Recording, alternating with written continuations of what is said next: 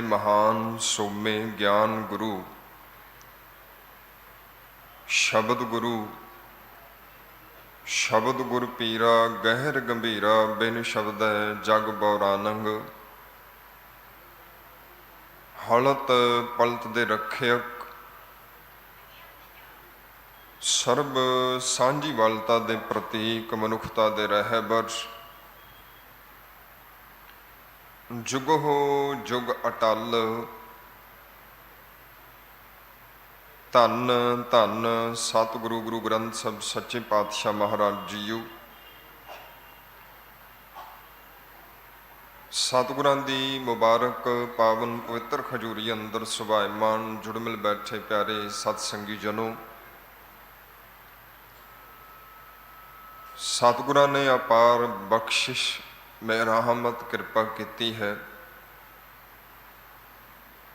जिसका सदका धन गुरु तेग बहादुर साहिब सच्चे पातशाह महाराज जियां दे पावन पवित्र इतिहासिक स्थान गुरुद्वारा शीशगंज साहिब विखे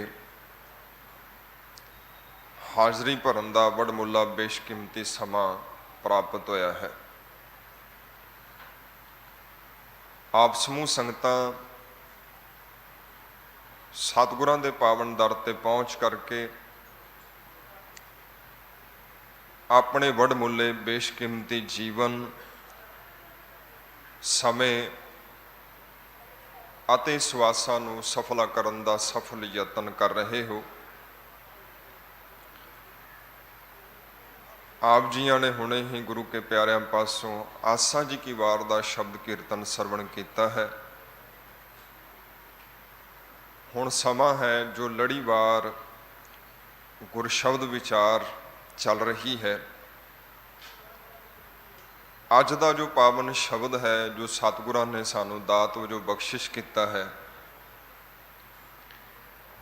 तिसदा मूल पाठ आप जी ने अति सत्कारयोग सिंह साहब जी पासों सरवण किया है। आओ सारे ही मनबरतियां एकागर करिए, रसना पवित्र करिए, गुरु फतेह नाल जुड़िए। बुलाओ फतेह जी। वाहिगुरु जी का खालसा वाहिगुरु जी की फतेह। गुरु प्यारिओ, अज का दिहाड़ा सिख जगत वास्ते नहीं अपितु सारे संसार वास्ते, सारी मनुख जाति वास्ते महत्व रखता है,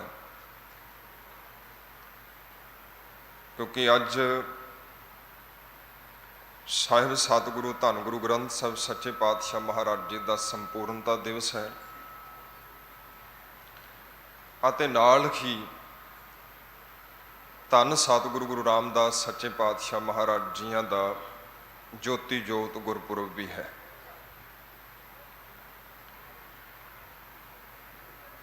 आज का जो पावन श्लोक अते पौड़ी आप जी ने सरवण की है,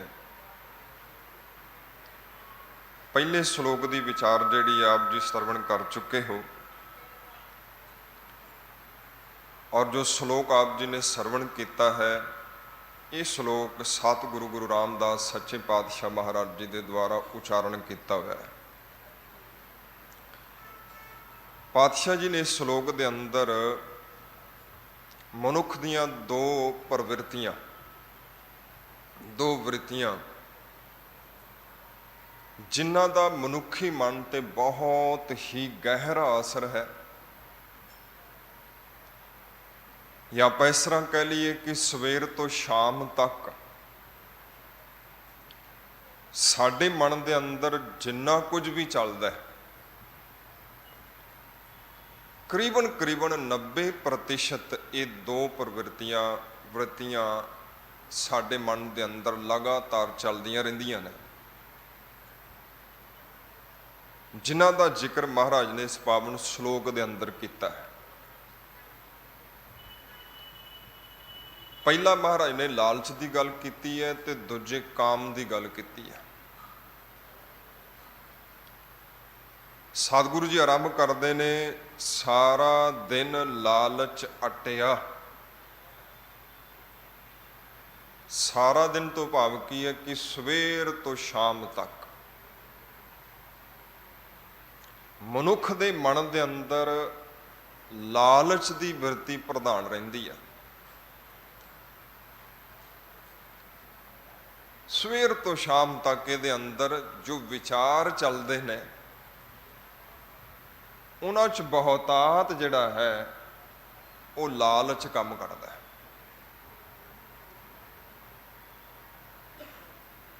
ਲਾਲਚ, ਲੋਭ, ਲੱਭ, ਤ੍ਰਿਸ਼ਨਾ, ਇੱਛਾਵਾਂ, ਇਹ ਸਭ ਜਿਹੜੀਆਂ ਨੇ ਇਹ ਲਾਲਚ ਦੇ ਅਧੀਨ ਹੀ ਨੇ, ਲੋਭ ਦੇ ਅਧੀਨ ਹੀ ਹੈ। ਜਾਂ ਆਪਾਂ ਇਹ ਕਹਿ ਲਈਏ ਕਿ ਇਹ ਸਾਰੇ ਸ਼ਬਦ ਪਰਿਆਵਾਚੀ ਸ਼ਬਦ ਨੇ, ਇੱਕ ਦੇ ਵੱਲ ਹੀ ਇਸ਼ਾਰਾ ਕਰਦੇ ਨੇ। ਉਹ ਆਪਾਂ ਲਾਲਚ ਕਹਿ ਲਈਏ, ਆਪਾਂ ਲੱਭ ਕਹਿ ਲਈਏ, ਲੋਭ ਕਹਿ ਲਈਏ, ਤ੍ਰਿਸ਼ਨਾ ਕਹਿ ਲਈਏ, ਇੱਛਾਵਾਂ ਕਹਿ ਲਈਏ। ਔਰ ਲੱਭ ਤੇ ਲੋਭ ਸਾਡੇ ਜੀਵਨ 'ਚ ਕਦੋਂ ਹੁੰਦਾ ਹੈ? ਜਦੋਂ ਅਸੀਂ ਦੇਖਦੇ ਹਾਂ ਕਿ ਸਾਡੇ ਜੀਵਨ 'ਚ ਕਿਸੇ ਚੀਜ਼ ਦੀ ਘਾਟ ਹੈ, ਕੋਈ ਕਮੀ ਹੈ, ਫਿਰ ਆਪਾਂ ਯਤਨ ਕਰਦੇ ਹਾਂ, ਕੋਸ਼ਿਸ਼ ਕਰਦੇ ਹਾਂ ਕਿ ਉਸ ਨੂੰ ਪੂਰਾ ਕੀਤਾ ਜਾਏ। ਪਰ ਦੁਖਾਂਤ ਇਹ ਹੈ, ਇਸ ਨੂੰ ਪੂਰਾ ਕੀਤਾ ਹੀ ਨਹੀਂ ਜਾ ਸਕਦਾ। ਰੋਜ਼ਾਨਾ ਆਪ ਜੀ ਪੜ੍ਹਦੇ ਹੋ, ਭੁੱਖਿਆਂ ਭੁੱਖ ਨਾ ਉਤਰੀ, ਜੇ ਬੰਨਾ ਪੁਰੀਆਂ ਭਾਰ। ਕਹਿੰਦੇ ਭਾਵੇਂ ਤੁਹਾਡੇ ਕੋਲ ਸਾਰੀਆਂ ਪੁਰੀਆਂ ਦੇ ਪਦਾਰਥ ਹੋਣ, ਤਦ ਵੀ ਭੁੱਖ ਨਹੀਂ ਜਾਏਗੀ। ਦੋ ਸ਼ਬਦਾਂ ਵੱਲ ਧਿਆਨ ਦਿਆ ਜੇ। ਇੱਕ ਹੈ ਸ਼ਬਦ ਲੋੜ, ਇੱਕ ਸ਼ਬਦ ਹੈ ਲੋਭ। ਇੱਕ ਸ਼ਬਦ ਹੈ ਸੰਤੋਖੀ, ਇੱਕ ਸ਼ਬਦ ਹੈ ਲੋਭੀ। ਲੋੜ ਜਿਹੜੀ ਹੈ ਗੁਰਮੁਖ ਪਿਆਰਿਓ ਪੂਰੀ ਹੋ ਸਕਦੀ ਹੈ, ਜ਼ਰੂਰਤਾਂ ਪੂਰੀਆਂ ਹੁੰਦੀਆਂ ਨੇ। ਉਹਦੇ ਲਈ ਮਹਾਰਾਜ ਨੇ ਸਾਨੂੰ ਹੁਕਮ ਕੀਤਾ ਹੈ ਕਿ ਕਿਰਤ ਵਿਰਤ ਕਰ ਧਰਮ ਦੀ। ਆਪਾਂ ਕਿਰਤ ਕਰਦੇ ਹਾਂ, ਕਾਰ ਵਿਹਾਰ ਕਰਦੇ ਹਾਂ ਤੇ ਜ਼ਰੂਰਤਾਂ ਦੀ ਪੂਰਤੀ ਹੁੰਦੀ ਹੈ, ਜ਼ਰੂਰਤਾਂ ਪੂਰੀਆਂ ਹੁੰਦੀਆਂ ਨੇ। ਉਦਮ ਕਰਿੰਦਿਆ ਜਿਉ ਤੂੰ ਕਮਾਵੰਦਿਆਂ ਸੁਖ ਪੁੰਚ। ਉਦਮ ਕਰਦੇ ਹਾਂ, ਕਾਰ ਵਿਹਾਰ ਕਰਦੇ ਹਾਂ, ਕਾਰੋਬਾਰ ਕਰਦੇ ਹਾਂ, ਕੰਮ ਧੰਦੇ ਕਰਦੇ ਹਾਂ, ਜ਼ਰੂਰਤਾਂ ਦੀ ਪੂਰਤੀ ਹੁੰਦੀ ਹੈ, ਲੋੜ ਸਾਡੀ ਪੂਰੀ ਹੋ ਜਾਂਦੀ ਹੈ। ਪਰ ਜਦੋਂ ਇਹ ਲੋੜ ਲੋਭ ਬਣ ਜਾਂਦੀ ਹੈ, ਲਾਲਚ ਬਣ ਜਾਂਦੀ ਹੈ, ਤੇ ਗੁਰਮੁਖ ਪਿਆਰਿਓ ਫਿਰ ਲਾਲਚ ਕਦੇ ਨਹੀਂ ਪੂਰਾ ਹੁੰਦਾ। ਇੱਕ ਪਾਤਸ਼ਾਹ ਜੀ ਦਾ ਬਚਨ ਹੈ, ਮਹਾਰਾਜ ਕਹਿੰਦੇ ਝਾੜ ਝੱਖੜ ਉਹਾੜ, ਲਹਿਰੀ ਵਹਿਨ ਲਖੇਸਰੀ। ਮਹਾਰਾਜ ਜੀ ਕਹਿੰਦੇ ਜੇਕਰ ਤੁਸੀਂ ਥੋੜਾ ਜਿਹਾ ਵੀ ਆਪਣੇ ਅੰਦਰ ਝਾਤੀ ਮਾਰੋਗੇ ਨਾ, ਤੇ ਤੁਹਾਡੇ ਅੰਦਰ ਇੱਕ ਝੜੀ ਲੱਗੀ ਹੋਈ ਤੁਹਾਨੂੰ ਦਿਖਾਈ ਦੇਗੀ। ਵੈਸੇ ਅਸੀਂ ਇਤਨਾ ਧਿਆਨ ਨਹੀਂ ਦਿੰਦੇ, ਪਰ ਸਾਨੂੰ ਥੋੜਾ ਜਿਹਾ ਧਿਆਨ ਤੇ ਵੀ ਧਿਆਨ ਦੇਣਾ ਚਾਹੀਦਾ। ਫਿਰ ਦੁਬਾਰਾ ਬੇਨਤੀ ਕਰਾਂ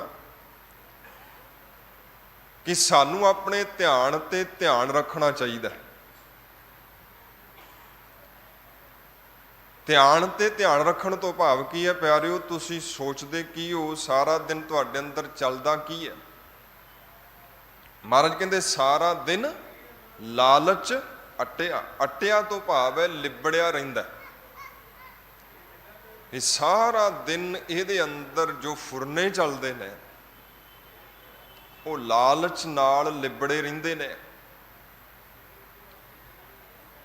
ਜਦੋਂ ਤੁਸੀਂ ਥੋੜਾ ਜਿਹਾ ਧਿਆਨ ਦਿਓਗੇ ਤੇ ਮਹਾਰਾਜ ਕਹਿੰਦੇ ਤੁਹਾਡੇ ਅੰਦਰ ਇੱਕ ਝੜੀ ਲੱਗੀ ਹੋਈ ਹੈ। ਝੜੀ ਤੋਂ ਭਾਵ ਸਮਝਦੇ ਹੋ? ਜਦੋਂ ਬਰਸਾਤ ਹੁੰਦੀ ਹੈ ਥੋੜੀ ਥੋੜੀ ਲਗਾਤਾਰ ਕਈ ਦਿਨ ਚੱਲਦੀ ਰਹਿੰਦੀ, ਆਪਾਂ ਕਹਿੰਦੇ ਝੜੀ ਲੱਗ ਗਈ ਹੈ। ਤੇ ਜਿਹੜੀ ਝੜੀ ਹੈ ਪਿਆਰਿਓ, ਮੀਂਹ ਪਿਆ ਅੱਧਾ ਘੰਟਾ, 15 ਮਿੰਟ, 1 ਘੰਟਾ, ਸਮਾਪਤੀ ਹੋ ਗਈ। ਪਰ ਜਦੋਂ ਝੜੀ ਲੱਗ ਜਾਂਦੀ ਹੈ ਫਿਰ ਪਾਣੀ ਛੱਤਾਂ 'ਚ ਸਿਮਦਾ ਰਹਿੰਦਾ ਤੇ ਛੱਤਾਂ ਵੀ ਚੋਣ ਲੱਗ ਪੈਂਦੀਆਂ ਨੇ। ਝੜੀ 'ਚ ਪਾਣੀ ਗਹਿਰੇ ਤਲ ਤੇ ਚਲਾ ਜਾਂਦਾ ਹੈ, ਸਿਮਦਾ ਸਿਮਦਾ ਸਿਮਦਾ ਸਿਮਦਾ ਸਿਮਦਾ। ਗੁਰਦੇਵ ਕਹਿੰਦੇ ਕਿ ਮੀਂਹ ਨਹੀਂ ਪੈਂਦਾ ਤੁਹਾਡੇ ਅੰਦਰ, ਮੀਂਹ ਪੈ ਤੇ ਬਹੁਤ ਵੱਡੀ ਗੱਲ ਨਹੀਂ। ਇੱਕ ਵਾਰੀ ਵੇਗ ਆਇਆ, ਇੱਕ ਵਾਰੀ ਤੂਫਾਨ ਆਇਆ, ਉਹਨੇ ਨੁਕਸਾਨ ਕੀਤਾ, ਚਲੇ ਗਿਆ। ਪਰ ਮਹਾਰਾਜ ਕਹਿੰਦੇ ਇੱਥੇ ਤੇ ਲਾਲਚ ਦੀ ਝੜੀ ਲੱਗੀ ਰਹਿੰਦੀ ਹੈ, ਸਾਰਾ ਦਿਨ ਲਾਲਚ ਅਟਿਆ। ਦੂਜਾ ਵਿਸ਼ਾ ਮਹਾਰਾਜ ਅੱਗੇ ਚੱਲ ਕੇ ਇਸੇ ਸ਼ਲੋਕ ਦੇ ਅੰਦਰ ਗੱਲ ਕਰਦੇ ਨੇ ਕਾਮ ਦੀ।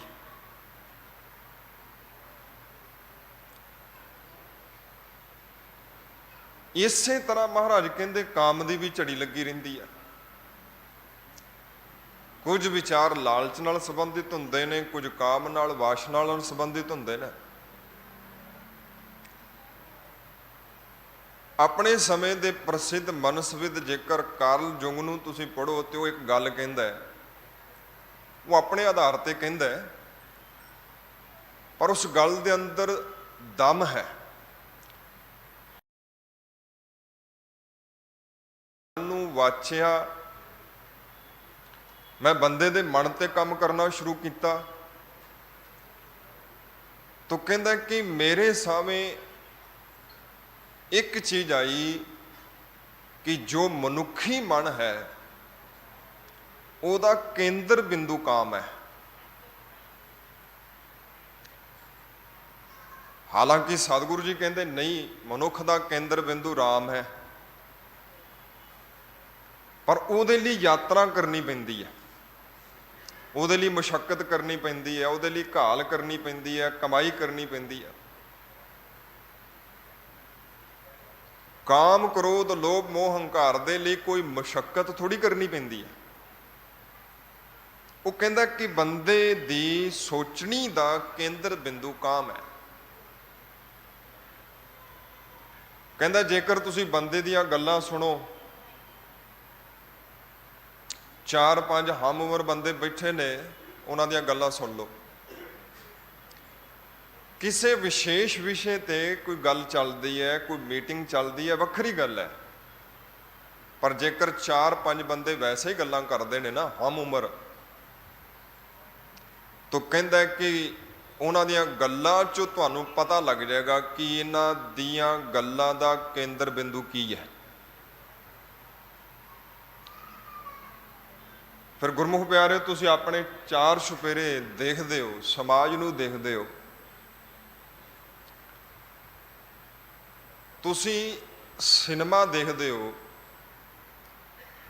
ਤੁਸੀਂ ਗੀਤ ਸੁਣਦੇ ਹੋ, ਪੂਰੇ ਦਾ ਪੂਰਾ ਸਿਨੇਮਾ ਕੁਝ ਕੁ ਨੂੰ ਛੱਡ ਕੇ।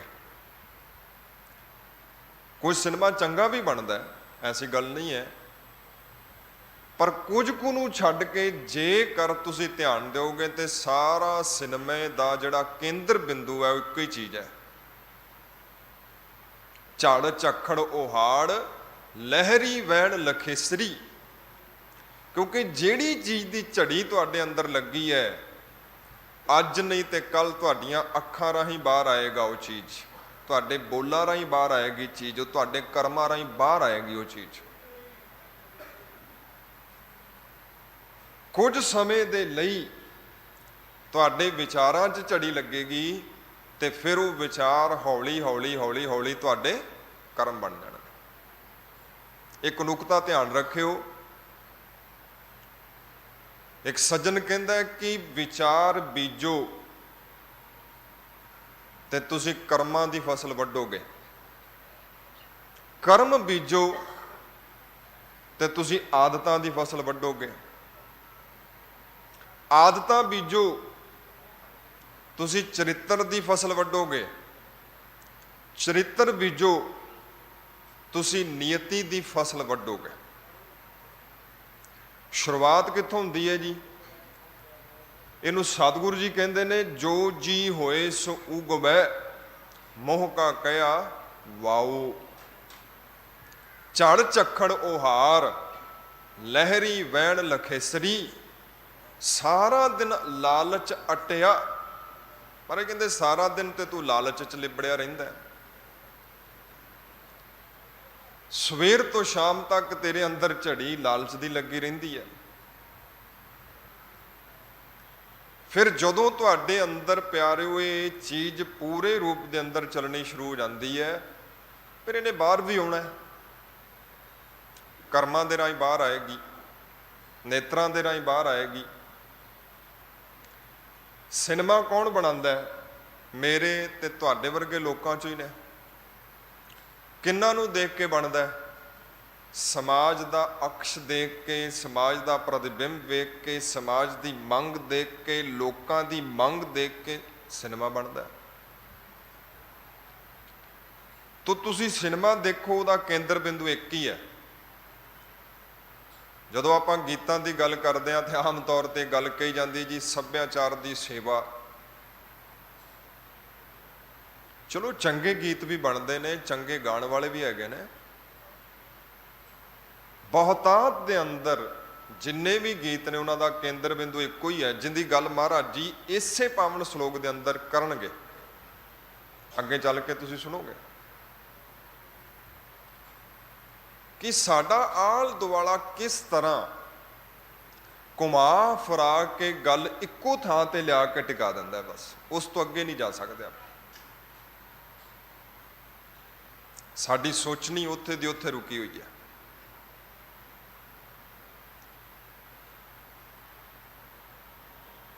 ਸਾਡੇ ਅੰਦਰ ਉਹ ਚੀਜ਼ ਚੱਲਦੀ ਹੈ ਜਿਹੜੀ ਚੀਜ਼ ਨਾਲ ਸਾਡਾ ਨਹੀਂ ਹੁੰਦਾ। ਇਹ ਗੱਲ ਧਿਆਨ ਚ ਲੈ ਲਿਓ। ਸਾਈ ਵਸਤ ਪ੍ਰਾਪਤ ਹੋਈ, ਜਿਸ ਸੋ ਲਾਇਆ ਹੇਤ। ਮਹਾਰਾਜ ਕਹਿੰਦੇ ਕਿ ਉਹ ਚੀਜ਼ ਤੁਹਾਨੂੰ ਪ੍ਰਾਪਤ ਹੁੰਦੀ ਹੈ ਜਿਸ ਚੀਜ਼ ਦੇ ਨਾਲ ਤੁਹਾਡਾ ਹੇਤ ਹੈ। ਹੇਤ ਤੋਂ ਭਾਵ ਲਗਾਵ। ਲਗਾਵ ਤੋਂ ਭਾਵ ਤੁਸੀਂ ਧਿਆਨ ਦਿਓ, ਆਪਣੇ ਅੰਦਰ ਜਿਹੜੀ ਚੀਜ਼ ਵਧੀਕ ਤੁਹਾਡੇ ਅੰਦਰ ਚੱਲਦੀ ਹੈ, ਤੁਹਾਡਾ ਉਹਦੇ ਨਾਲ ਲਗਾਵ ਹੈ। ਜ਼ਿਆਦਾ ਨਹੀਂ ਮੈਂ ਕਹਿੰਦਾ, ਸਿਰਫ 1 ਘੰਟਾ ਆਪਣੇ ਆਪ ਨੂੰ ਦੇਖ ਲਓ। ਦੇਖਣ ਦਾ ਢੰਗ ਕੀ ਹੈ? ਕਾਪੀ ਪੈਨ ਲੈ ਲਓ, ਘਰ ਦੇ ਇੱਕ ਕੋਨੇ 'ਚ ਬੈਠ ਜਾਓ, ਜੋ ਮਨ 'ਚ ਆਉਂਦਾ ਲਿਖੀ ਜਾਓ। ਸੋਚ ਸੋਚ ਕੇ ਨਹੀਂ ਲਿਖਣਾ, ਜੋ ਤੁਹਾਡੇ ਅੰਦਰ ਚੱਲਦਾ ਉਹ ਲਿਖ ਲਓ। ਅੱਧਾ ਘੰਟਾ ਲਿਖ ਲਓ, ਘੰਟਾ ਲਿਖ ਲਓ, ਉਸ ਤੋਂ ਬਾਅਦ ਉਸ ਕਾਪੀ ਨੂੰ ਬੰਦ ਕਰ ਦਿਓ ਤੇ ਅਗਲੇ ਦਿਨ ਉਸ ਨੂੰ ਦੇਖ ਲਿਓ। ਤੁਹਾਨੂੰ ਪਤਾ ਲੱਗ ਜਾਏਗਾ ਤੁਸੀਂ ਕੌਣ ਹੋ। ਬੰਦੇ ਖੋਜ ਦਿਲ ਹਰ ਰੋਜ਼, ਨਾ ਫਿਰ ਪਰੇਸ਼ਾਨੀ ਮਾਹੇ। ਤੁਸੀਂ ਰੋਗੀ ਹੋ, ਤੁਹਾਨੂੰ ਪਤਾ ਲੱਗ ਜਾਏਗਾ। ਤੁਸੀਂ ਨਿਰੋਗ ਹੋ, ਤੁਹਾਨੂੰ ਪਤਾ ਲੱਗ ਜਾਏਗਾ। ਤੁਹਾਡੇ ਅੰਦਰ ਕਾਮ ਚੱਲਦਾ, ਤੁਹਾਨੂੰ ਪਤਾ ਲੱਗੇਗਾ। ਤੁਹਾਡੇ ਅੰਦਰ ਰਾਮ ਚੱਲਦਾ, ਤੁਹਾਨੂੰ ਪਤਾ ਲੱਗੇਗਾ। ਤੁਸੀਂ ਆਪਣੇ ਅੰਦਰ ਅਰਥ ਨੂੰ ਸੰਭਾਲ ਕੇ ਬੈਠੇ ਹੋ, ਪਤਾ ਲੱਗੇਗਾ ਕਿ ਤੁਹਾਡੇ ਅੰਦਰ ਧਰਮ ਹੈ, ਇਸ ਗੱਲ ਦਾ ਪਤਾ ਲੱਗੇਗਾ। ਕਿਹੜੀ ਚੀਜ਼ ਵਧੀਕ ਹੈ ਤੁਹਾਨੂੰ ਸਮਝ ਪਏਗੀ ਜਦੋਂ ਤੁਸੀਂ ਖੋਜੋਗੇ, ਲੱਭੋਗੇ।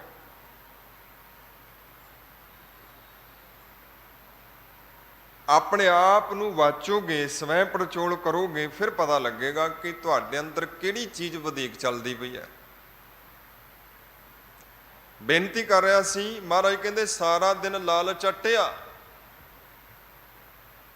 ਕਿ ਸਾਰਾ ਦਿਨ ਬੰਦਾ ਲਾਲਚ ਚ ਗਵਾਚਾ ਹੋਇਆ ਹੈ। ਕੀ ਚੱਲਦਾ ਹੈ ਪੂਰਾ ਦਿਨ ਸਾਡੇ ਅੰਦਰ? ਉਹ ਤੁਸੀਂ ਖੋਜ ਕਰੋਗੇ ਆਪਣੀ ਤੇ ਫਿਰ ਤੁਹਾਨੂੰ ਪਤਾ ਲੱਗੇਗਾ ਕਿ ਆਹ ਚੀਜ਼ ਸਾਡੇ ਅੰਦਰ ਵਧੀਕ ਚੱਲਦੀ ਹੈ, ਬਹੁਤੀ ਚੱਲਦੀ ਹੈ। ਇਹ ਵ੍ਰਿਤੀਆਂ ਪ੍ਰਵਿਰਤੀਆਂ ਸਾਡੇ ਅੰਦਰ, ਇਹ ਵਿਚਾਰ, ਇਹ ਸੋਚਣੀ, ਇਹ ਚਿੰਤਨ ਸਾਡੇ ਅੰਦਰ ਬਹੁਤਾ ਚੱਲਦਾ ਹੈ। ਜਿਸ ਨਾਲ ਤੁਹਾਡਾ ਨਹੀਂ ਹੋਏਗਾ, ਲਗਾਵ ਹੋਏਗਾ, ਵਾਰ-ਵਾਰ ਤੁਹਾਡੇ ਅੰਦਰ ਚੱਲੇਗੀ ਚੀਜ਼। ਜਿਹੜੀ ਚੀਜ਼ ਨੂੰ ਤੁਸੀਂ ਘੁੱਟ ਕੇ ਫੜਿਆ ਹੋਇਆ ਹੈ, ਉਹ ਵਾਰ-ਵਾਰ ਚੱਲੇਗੀ ਤੁਹਾਡੇ ਅੰਦਰ।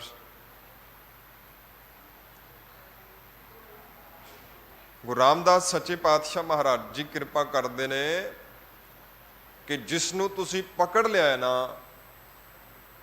ਉਹਨੂੰ ਤੁਸੀਂ ਛੱਡੋਗੇ ਤੇ ਗੱਲ ਬਣਨੀ ਹੈ। ਇੱਕ ਗੱਲ ਹੋਰ ਧਿਆਨ ਚ ਲੈ ਲਿਓ, ਮਹਾਰਾਜ ਬੰਧਨਾਂ ਦੀ ਗੱਲ ਕਰਦੇ ਨੇ। ਬੰਧਨਾਂ ਤੋਂ ਮੁਕਤੀ ਕੌਣ ਦਿੰਦਾ ਹੈ? ਗੁਰੂ ਦਿੰਦਾ ਹੈ। ਪਰ ਸਾਨੂੰ ਪਹਿਲਾਂ ਸਮਝਣਾ ਪਏਗਾ ਕਿ ਅਸੀਂ ਬੰਦੀ ਕਿਵੇਂ ਹਾਂ। ਕਾਮ ਨੇ ਸਾਨੂੰ ਬੰਦੀ ਬਣਾਇਆ ਹੋਇਆ ਹੈ, ਕ੍ਰੋਧ ਨੇ ਬੰਦੀ ਬਣਾਇਆ ਹੋਇਆ, ਲੋਭ ਨੇ ਨਹੀਂ।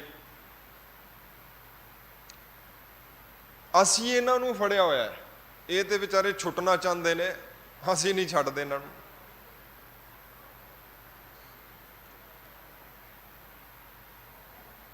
ਕਾਮ, ਕ੍ਰੋਧ, ਲੋਭ, ਮੋਹ, ਹੰਕਾਰ ਨੂੰ ਅਸੀਂ ਫੜਿਆ ਹੋਇਆ ਹੈ। ਅਸੀਂ ਘੁੱਟ ਕੇ ਫੜਿਆ ਹੋਇਆ, ਕਿਉਂਕਿ ਜਿਨ੍ਹਾਂ ਚੀਜ਼ਾਂ 'ਚੋਂ ਸਾਨੂੰ ਰਸ ਮਿਲਦਾ ਅਸੀਂ ਛੱਡਦੇ ਨਹੀਂ ਉਹਨਾਂ ਨੂੰ। ਤੇ ਗੁਰਮੁਖੋ ਜਿੰਨਾ ਰਸ ਮੈਲੇ ਕਚੈਲੇ ਗੰਦਲੇ ਵਿਚਾਰਾਂ 'ਚ ਹੈ, ਉਹਨਾਂ ਰਸ ਕਿੱਥੇ ਹੋ ਸਕਦਾ? ਛੱਡਾਂਗੇ ਆਪਾਂ ਉਹਨਾਂ ਵਿਚਾਰਾਂ ਨੂੰ ਜਿਨ੍ਹਾਂ ਵਿਚਾਰਾਂ 'ਚ ਸਾਨੂੰ ਰਸ ਮਿਲਦਾ? ਨਹੀਂ ਛੱਡਾਂਗੇ, ਉਹ ਚੱਲਦੇ ਰਹਿਣੇ ਨੇ ਸਾਡੇ ਅੰਦਰ। ਮੈਂ ਬੇਨਤੀ ਕਰ ਰਿਹਾ ਸੀ ਕਿ ਜਿੱਥੇ ਨੇਹ ਹੈ ਉੱਥੇ ਲਗਾਵ ਹੋਏਗਾ, ਜਿੱਥੇ ਲਗਾਵ ਹੋਏਗਾ ਉਹ ਚੀਜ਼ ਤੁਹਾਡੀ ਲਿਵ ਬਣ ਜਾਏਗੀ। ਲਿਵ ਤੋਂ ਭਾਵ ਸਮਝਦੇ ਹੋ? ਇੱਕ ਸ਼ਬਦ ਪੜ੍ਹਦੇ ਹੋ, ਲਿਵ ਤਾਰ। ਜਿਹੜੀ ਚੀਜ਼ ਕੰਟੀਨਿਊ ਲਗਾਤਾਰ ਬਿਨਾਂ ਟੁੱਟਣ ਤੋਂ ਤੁਹਾਡੇ ਅੰਦਰ ਚੱਲਦੀ ਰਹਿੰਦੀ ਉਹਨੂੰ ਕਹਿੰਦੇ ਲਿਵ। ਇੱਕ ਨੁਕਤੇ ਨੂੰ ਧਿਆਨ 'ਚ ਲੈ ਲਿਓ, ਯਾਦ ਰੱਖਿਓ, ਤੁਹਾਡੇ ਬਹੁਤ ਕੰਮ ਆਏਗਾ। ਜਿਸ ਵੀ ਚੀਜ਼ ਨਾਲ ਤੁਹਾਡੀ ਲਿਵ ਹੈ, ਅੱਜ ਨਹੀਂ ਕੱਲ ਉਹ ਚੀਜ਼ ਤੁਹਾਨੂੰ ਮਿਲੇਗੀ। ਤੁਸੀਂ ਲਾਅ ਆਫ ਅਟਰੈਕਸ਼ਨ ਪੜ੍ਹਦੇ ਹੋ, ਲਾਅ ਆਫ ਗ੍ਰੈਵਿਟੀ ਪੜ੍ਹਦੇ ਹੋ, ਇਹ ਲਿਵ ਦੇ ਆਧਾਰ ਤੇ ਕੰਮ ਕਰਦੇ ਨੇ। ਤੁਸੀਂ ਕੁਝ ਚੀਜ਼ਾਂ ਨੂੰ ਆਪਣੇ ਤਰਫ ਖਿੱਚਦੇ ਹੋ, ਜਿਵੇਂ ਧਰਤੀ ਸਾਨੂੰ ਖਿੱਚੀ ਬੈਠੀ ਹੈ, ਛੱਡਦਾ ਤੇ ਅਸੀਂ ਸਪੇਸ 'ਚ ਗੁੰਮ ਹੋ ਜਾਵਾਂਗੇ। ਇਹਨੇ ਸਾਨੂੰ ਫੜਿਆ ਹੋਇਆ ਹੈ। ਲਿਵ ਤੋਂ ਭਾਵ ਹੈ ਤੁਸੀਂ ਕੁਝ ਚੀਜ਼ਾਂ ਨੂੰ ਫੜ ਲਿਆ ਘੁੱਟ ਕੇ, ਤੁਸੀਂ ਛੱਡਣਾ ਨਹੀਂ ਉਹਨਾਂ ਨੂੰ। ਤੇ ਜਿਹੜੀ ਚੀਜ਼ ਨੂੰ ਤੁਸੀਂ ਮਾਨਸਿਕ ਤੌਰ ਤੇ ਫੜ ਲਿਆ, ਅੱਜ ਨਹੀਂ ਤੇ ਕੱਲ ਉਹ ਤੁਹਾਡੇ ਜੀਵਨ 'ਚ ਆ ਜਾਏਗੀ। ਅੱਜ ਜੇਕਰ ਤੁਸੀਂ ਧਨੀ ਹੋ ਤੇ ਕਦੀ ਨਾ ਕਦੀ ਤੁਹਾਡੀ ਲਿਵ ਧਨ ਨਾਲ, ਪੈਸੇ ਨਾਲ ਰਹੀ ਹੋਏਗੀ, ਤਾਂ ਤੁਸੀਂ ਧਨੀ ਹੋ। ਅੱਜ ਤੁਹਾਡੇ ਕੋਲ ਉੱਚਾ ਅਹੁਦਾ ਹੈ, ਪਦਵੀ ਹੈ, ਤਾਂ ਕਦੀ ਨਾ ਕਦੀ ਤੁਹਾਡੀ ਉਸ ਪਦਵੀ ਨਾਲ ਲਿਵ ਰਹੀ ਹੋਣੀ ਹੈ। ਅੱਜ ਤੁਹਾਡੇ ਕੋਲ ਪਦਵੀ ਹੈ।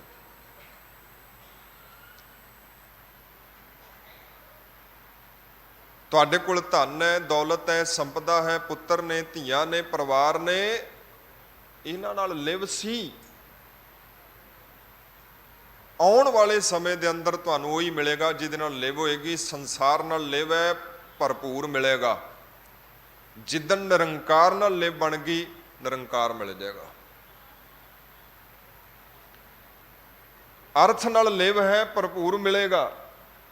ਪਰ ਜਿੱਦਣ ਤੁਹਾਡੀ ਲਿਵ ਧਰਮ ਨਾਲ ਬਣ ਗਈ, ਉਦਣ ਧਰਮ में ਮਿਲ ਜਾਏਗਾ। ਮਿਲੇਗਾ ਉਦਣ ਹੀ, ਉਸ ਤੋਂ ਪਹਿਲਾਂ ਨਹੀਂ ਮਿਲੇਗਾ। ਮਹਾਰਾਜ ਕਹਿੰਦੇ ਨੀਂਦ ਵਿਆਪਿਆ, ਕਾਮ ਸੰਤਾਪਿਆ, ਮੁਖੋਂ ਹਰ ਹਰ ਕਹਾਵੈ। ਕਹਿੰਦੇ ਬੰਦਾ ਬੜਾ ਅਜੀਬ ਹੈ। ਅੰਦਰ ਕੁਝ ਹੋਰ ਸੰਭਾਲੀ ਬੈਠਾ ਹੈ, ਬਾਹਰੋਂ ਕੁਝ ਹੋਰ ਹੀ ਪੜੀ ਜਾਂਦਾ ਹੈ। ਅੰਦਰ ਸੰਭਾਲ ਕੇ ਕੁਝ ਹੋਰ ਬੈਠਾ ਹੋਇਆ ਹੈ,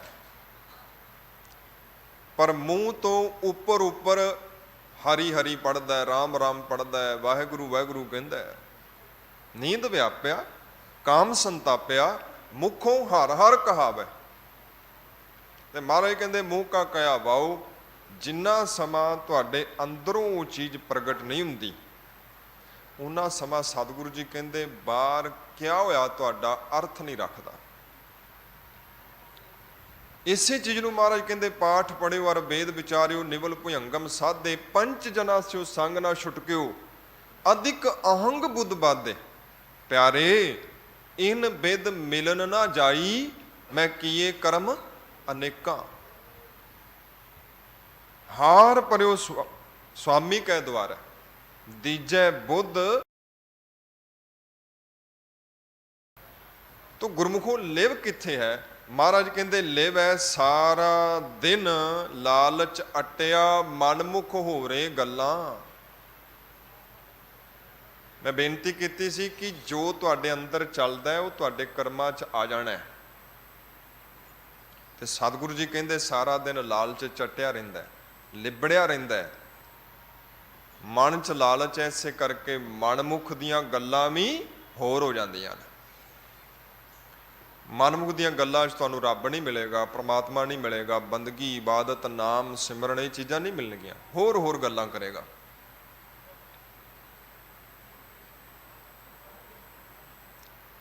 महाराज कहते हे लोबा लंपट संग सिर मोरै, अनक लहरी कलोलते। महाराज कहते लोभ नूं कि हे लोबा,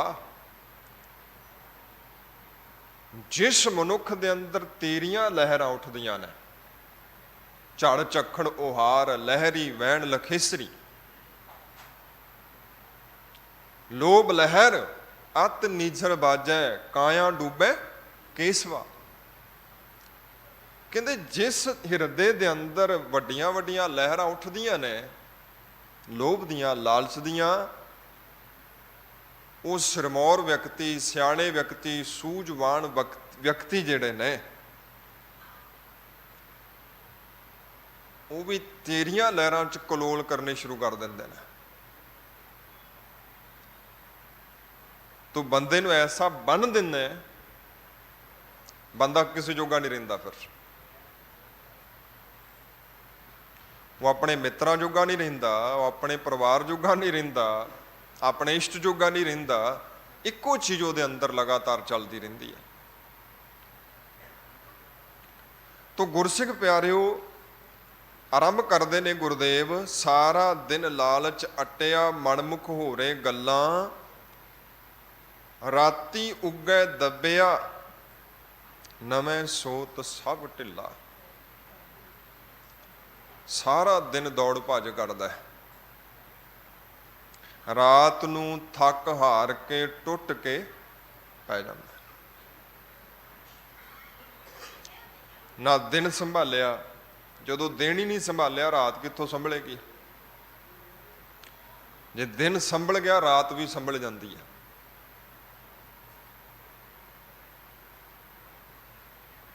जो दिने तुहाडे अंदर चलदा रात नूं भी उही चीज़ां चलदियां ने। जिस दौड़ च आपां दिने दौड़दे हां रात भी उही दौड़ चलदी रहिंदी है। 100 उलामे दिने कै राती मिलन सहंस। दिन दे 100 उलामे ते महाराज कहंदे रात दे हज़ारां बन जांदे ने। जिस दौड़ च बंदा दिने चलदा है उस दौड़ च रात चलदा है। कई बारी आप आम तौर पर ये गल कहते हैं कि सुपने आउंदे ने। सुपने तुहाडियां वृत्तियां प्रवृत्तियां तुहाडी सारी दौड़ भज उस चीज़ नूं प्रगट करते हैं।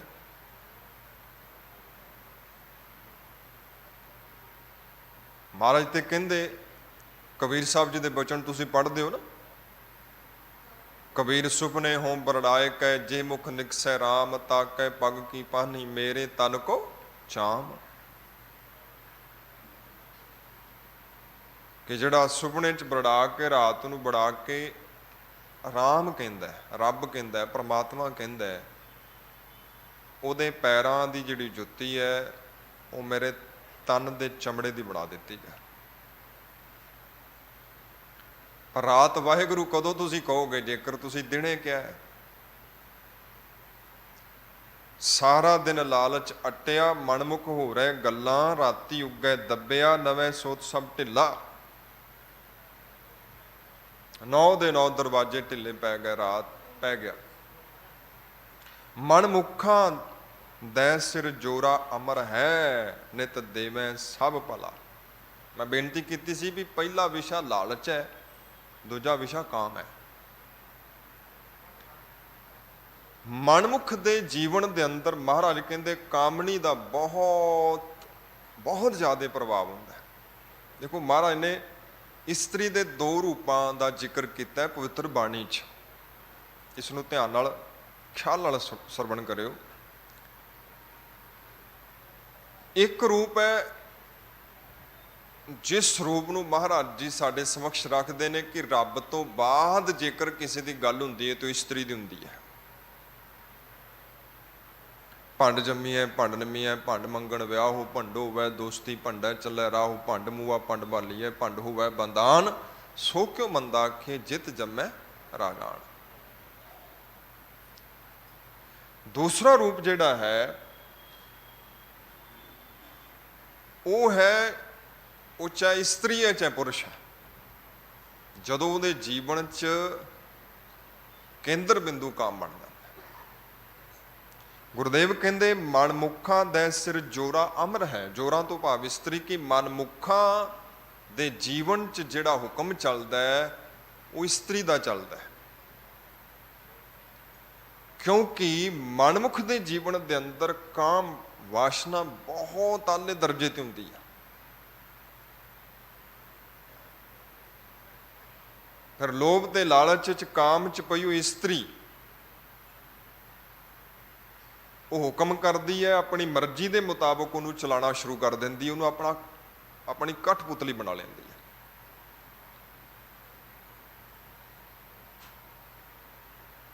ਸਵੇਰ ਤੋਂ ਸ਼ਾਮ ਤੱਕ ਉਹ ਇੱਕੋ ਯਤਨ ਕਰਦਾ ਹੈ ਕਿ ਵੱਖ-ਵੱਖ ਪਦਾਰਥ ਉਹ ਕਾਮਣੀ ਨੂੰ ਲਿਆ ਕੇ ਦੇ, ਕਿਉਂਕਿ ਉਹਦੇ ਕਾਮ ਦੀ, ਉਹਦੀ ਵਾਸ਼ਨਾ ਦੀ ਪੂਰਤੀ ਕਰਦੀ ਹੈ। ਮਨਮੁੱਖਾਂ ਦੇ ਸਿਰ ਜੋਰਾ ਅਮਰ ਹੈ, ਨਿਤ ਦੇਵੈ ਭਲਾ, ਜੋਰਾਂ ਦਾ ਆਖਿਆ ਪੁਰਖ ਕਮਾਮਦੇ। ਇੱਕ ਤੇ ਹੈ ਸਾਡੀ ਅਰਧਾਂਗਣੀ, ਸਾਡੀ ਧਰਮ ਪਤਨੀ, ਜਿਹਨੂੰ ਮਹਾਰਾਜ ਜੀ ਸਾਡੇ ਬਿਲਕੁਲ ਬਰਾਬਰ ਰੱਖਦੇ ਨੇ। ਆਪਾਂ ਕੋਈ ਕਾਰ ਵਿਹਾਰ ਕਰਦੇ ਹਾਂ, ਕੰਮਕਾਰ ਕਰਦੇ ਹਾਂ ਤੇ ਅਸੀਂ ਉਹਦੀ ਸਲਾਹ ਨਾਲ ਚੱਲਦੇ ਹਾਂ, ਉਹ ਸਾਡੀ ਸਲਾਹ ਨਾਲ ਚੱਲਦੀ। ਘਰ ਤਾਂ ਹੀ ਚੱਲਦਾ ਨਾ ਜੇਕਰ ਆਪਾਂ ਦੋਵੇਂ ਜੀ ਏਕ ਜੋਤ ਦੋਇ ਮੂਰਤੀ ਧਨ ਪਿਰ ਕਈਆਂ ਸੋਏ। ਘਰ ਸਵਰਗ ਵੀ ਤਾਂ ਹੀ ਬਣਦਾ ਜੇਕਰ ਆਪਾਂ ਇੱਕ ਦੂਜੇ ਦਾ ਸਤਿਕਾਰ ਕਰਦੇ ਹਾਂ, ਇੱਕ ਦੂਜੇ ਦੀ ਇੱਜ਼ਤ ਕਰਦੇ ਹਾਂ, ਇੱਕ ਦੂਜੇ ਦੀ ਸੁਤੰਤਰਤਾ ਦਾ ਧਿਆਨ ਰੱਖਦੇ ਹਾਂ ਤੇ ਇੱਕ ਦੂਜੇ ਦੀਆਂ ਭਾਵਨਾਵਾਂ ਦਾ ਸਤਿਕਾਰ ਕਰਦੇ ਹਾਂ। ਜੇਕਰ ਇੱਕ ਦੀ ਪ੍ਰਧਾਨਤਾ ਹੈ ਦੂਜਾ ਨੀਵਾਂ ਹੈ ਤੇ ਫਿਰ ਗੱਲ ਵਿਗੜ ਜਾਏਗੀ। ਪਰ ਇੱਥੇ ਗੁਰਦੇਵ ਪਾਤਸ਼ਾਹ ਜੀ ਕਹਿੰਦੇ ਉਹਨਾਂ ਮਨਮੁੱਖਾਂ ਦੇ ਬਾਰੇ ਜੋ ਇਸਤਰੀ ਵੀ ਮਨਮੁੱਖ ਹੈ, ਪੁਰਸ਼ ਵੀ ਮਨਮੁੱਖ ਹੈ। ਗੁਰਦੇਵ ਉਹਦੇ ਬਾਰੇ ਗੱਲ ਕਰਦੇ, ਕਹਿੰਦੇ ਜੋਰਾਂ ਦਾ ਆਖਿਆ ਪੁਰਖ ਕਮਾਮਦੇ, ਕਿ ਇਸਤਰੀ ਦਾ ਕਿਹਾ ਹੋਇਆ ਪੁਰਖ ਮੰਨਦਾ ਕਾਮ ਵਸ ਹੋ ਕੇ। ਸੇ ਅਪਵਿੱਤ ਆਮੇਦ ਖਾਲਾ, ਐਸੇ ਮਨੁੱਖ ਕਮਤਰ ਮਤ, ਤੁੱਛ ਮਤ, ਖੋਟੀ ਮਤ, ਮਾੜੀ ਮਤ ਦੇ ਧਾਰਨੀ ਹੁੰਦੇ ਨੇ। ਕਾਮ ਵਿਆਪੇ ਕੁਸੁੱਧ ਨਰ, ਸੇ ਜੋਰਾ ਪੁੱਛ ਚੱਲਾ। ਕੁਸੁੱਧ ਨਰ, ਖੋਟਾ ਨਰ, ਮਾੜਾ ਨਰ, ਮਾੜਾ ਮਨੁੱਖ ਕੀ ਕਰਦਾ ਹੈ? ਕਾਮ ਵਿੱਚ ਵਿਆਪਿਆ ਹੋਇਆ ਕਾਮਣੀ ਦੇ ਪਿੱਛੇ ਚੱਲਣਾ ਸ਼ੁਰੂ ਕਰ ਦਿੰਦਾ। ਹਰੇਕ ਕੰਮ ਉਹਨੂੰ ਪੁੱਛ ਕੇ ਕਰਦਾ, ਗੁਰੂ ਨੂੰ ਛੱਡ ਦਿੰਦਾ। ਹੁਣ ਇੱਥੇ ਵੀ ਗੁਰਮੁਖ ਪਿਆਰਿਓ ਗੱਲ ਕੀ ਆਉਂਦੀ ਹੈ? ਝੜ ਝੱਖੜ ਉਹਾਰ ਲਹਿੜੀ ਵਹਿਣ ਲਖੇਸਰੀ, ਤੁਹਾਡੇ ਅੰਦਰ ਜੋ ਚੱਲਦਾ ਉਹ ਹੀ ਬਾਹਰ ਪ੍ਰਗਟ ਹੋਣਾ ਨਾ। ਜੇਕਰ ਤੁਹਾਡੇ ਅੰਦਰ ਰਾਮ ਹੈ, ਦੁਨੀਆ ਦੀ ਕੋਈ ਤਾਕਤ ਤੁਹਾਨੂੰ ਪ੍ਰੇਰਿਤ ਨਹੀਂ ਕਰ ਸਕਦੀ, ਕੋਈ ਇਸਤਰੀ ਕੋਈ ਪੁਰਸ਼।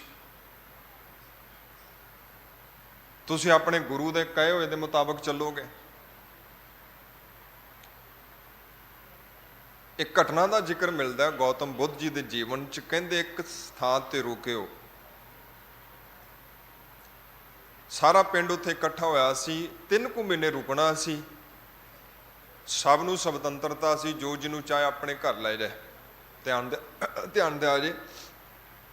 ਕਿਸੇ ਨੇ ਕਿਹਾ ਕਿ ਮੈਂ ਗੌਤਮ ਬੁੱਧ ਨੂੰ ਰੱਖਣਾ, ਕਿਸੇ ਨੇ ਕਿਸੇ ਹੋਰ ਚੇਲੇ ਨੂੰ, ਕਿਸੇ ਹੋਰ ਭਿਕਸ਼ੂ ਨੂੰ। ਸਭ ਨੇ ਆਪੋ ਆਪਣਾ ਚੁਣ ਲਿਆ ਵੀ ਮੈਂ ਇਹਨੂੰ ਆਪਣੇ ਘਰ ਰੱਖਾਂਗਾ, ਸੇਵਾ ਕਰਾਂਗਾ 3 ਮਹੀਨੇ। ਉੱਥੇ ਗੌਤਮ ਬੁੱਧ ਦਾ ਜਿਹੜਾ ਚਚੇਰਾ ਭਰਾ ਚੇਲਾ ਆਨੰਦ ਵੀ ਸੀਗਾ। ਉਸੇ ਨਗਰ ਦੇ ਅੰਦਰ ਇੱਕ ਵੇਸਵਾ ਵੀ ਰਹਿੰਦੀ ਸੀ, ਉਹ ਵੀ ਆਈ ਹੋਈ ਸੀ। ਉਹ ਕਹਿਣ ਲੱਗੀ ਜੀ ਮੈਂ ਤੇ ਆਨੰਦ ਨੂੰ ਆਪਣੇ ਘਰ ਰੱਖਾਂਗੀ। ਹੁਣ ਆਨੰਦ ਗੌਤਮ ਬੁੱਧ ਦੇ ਚਿਹਰੇ ਵੱਲ, ਮੂੰਹ ਵੱਲ ਦੇਖਦਾ ਵੀ ਮੈਂ ਹੁਣ ਕੀ ਜਵਾਬ ਦਿਆਂ। ਗੌਤਮ ਬੁੱਧ ਕਹਿਣ ਲੱਗੇ ਵੀ ਜਾ, ਜੇਕਰ ਤੈਨੂੰ ਕਹਿ ਰਹੀ ਹੈ ਤੇ ਉਹਦੇ ਘਰ ਜਾ। ਪਰ ਜਿਹੜੇ ਨਗਰ ਵਾਲੇ ਸਨ ਉਹ ਕਹਿਣ ਲੱਗੇ ਨਾ, ਇਹ ਖੁਦ ਪਾਪਣ ਹੈ, ਅਗਰ ਇਹ ਇਹਦੇ ਘਰ ਜਾਏਗਾ ਤੇ ਇਹ ਵੀ ਖਤਮ ਹੋ ਜਾਏਗਾ। ਪਿੰਡ ਵਾਲਿਆਂ ਨੇ ਨਾਰਾਜ਼ਗੀ ਜਤਾਈ ਔਰ ਵਿਰੋਧ ਕੀਤਾ ਕਿ ਨਹੀਂ, ਇਹਨੂੰ ਇਹਦੇ ਘਰ ਨਹੀਂ ਜਾਣ ਦਿਆਂਗੇ, ਇਹਦੇ ਘਰ ਕੋਈ ਨਹੀਂ ਜਾਏਗਾ। ਹੁਣ ਗੌਤਮ ਕਹਿਣ ਲੱਗੇ ਕਿ ਜੇਕਰ ਇਹ ਗੱਲ ਹੈ ਨਾ ਤੇ ਫਿਰ ਮੈਂ ਵੀ ਇਹਦੇ ਘਰ ਹੀ ਰਹਾਂਗਾ। ਹੁਣ ਪਿੰਡ ਵਾਲੇ ਕਹਿਣ ਲੱਗੇ ਵੀ ਚੇਲਾ ਤੇ ਗਿਆ ਹੀ ਗਿਆ ਸੀ, ਹੁਣ ਗੁਰੂ ਵੀ ਗਿਆ,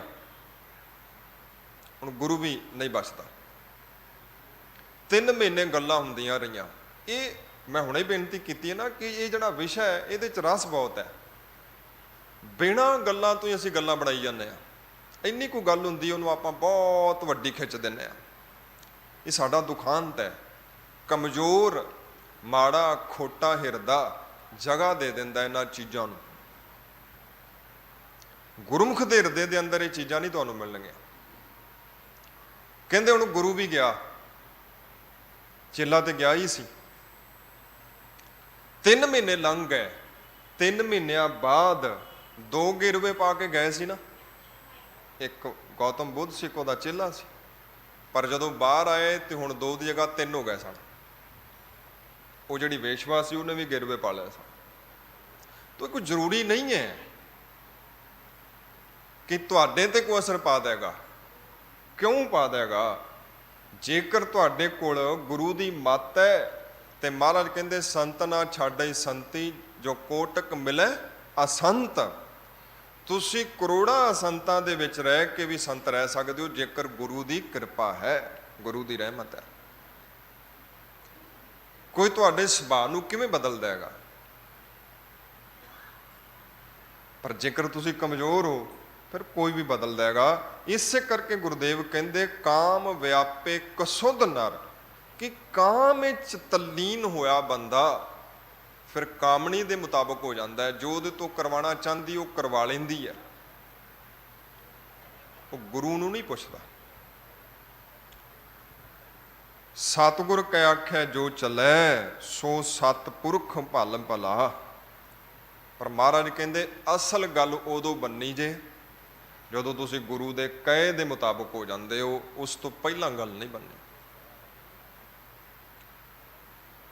ਇਹ ਜਿਹੜੀਆਂ ਲਹਿਰਾਂ ਤੁਹਾਡੇ ਅੰਦਰ ਉੱਠਦੀਆਂ ਨੇ, ਇਹਨਾਂ ਤੋਂ ਬਚਣਾ ਚਾਹੁੰਦੇ ਹੋ ਤੇ ਫਿਰ ਮਹਾਰਾਜ ਕਹਿੰਦੇ ਇੱਕੋ ਸਹਾਰਾ ਹੈ, ਝੜ ਚੱਖੜ ਉਹਾਰ, ਲਹਿਰੀ ਵਹਿਣ ਲਖੇਸਰੀ, ਸਤਿਗੁਰ ਸਿਉ ਅਲਾਏ।